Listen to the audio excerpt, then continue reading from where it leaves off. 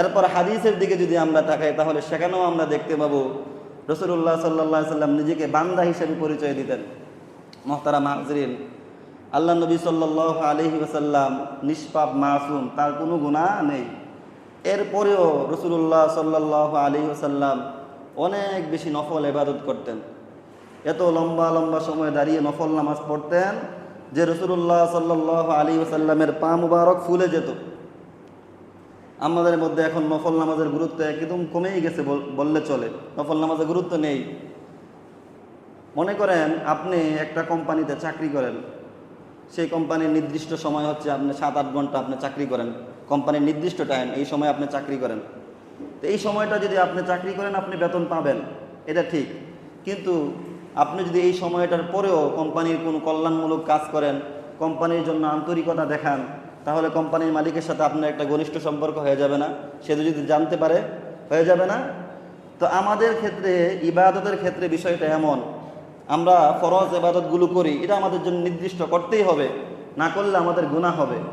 কিন্তু এই ফরজ ইবাদতের পাশাপাশি যদি আমরা নফল ইবাদতগুলো করি, নফল নামাজ বলেন, নফল রোজা বলেন, নফল সদকাগুলো করি, যদি আমরা করি, তাহলে আল্লাহ রাব্বুল আলামিনের সাথেও আমাদের একটা সুসম্পর্ক তৈরি হয়ে যাবে। সুবহানাল্লাহ।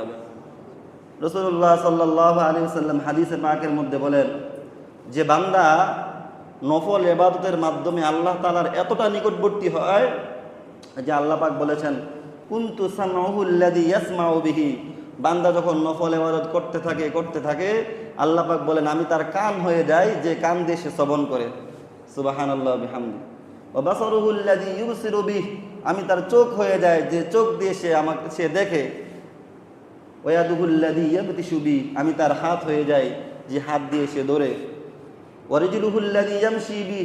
এবং আমি তার পা হয়ে যাই, যে পা দিয়ে সে চলে। সুবহানাল্লাহ বিহামদি।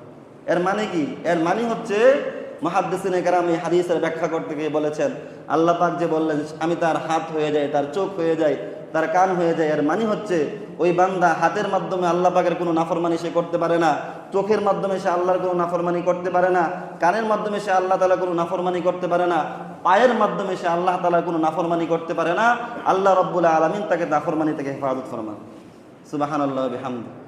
এবং কিয়ামতের ময়দানে বান্দার যখন ফরজ ইবাদতের ঘাটতি হয়ে যাবে, ফরজ নামাজ কাজা হয়ে গেছিল, পড়তে পারে নাই, ফরজ রোজা কাজা হয়ে গেছিল, রাখতে পারে নাই, এভাবে ফরজ ইবাদতের যখন ঘাটতি দেখা দিবে, তো আল্লাহ রাব্বুল আলামিন কিয়ামতের ময়দানে বলবেন, দেখো আমার বান্দার আমলনামায় কোনো নফল ইবাদত আছে কিনা, খোঁজো।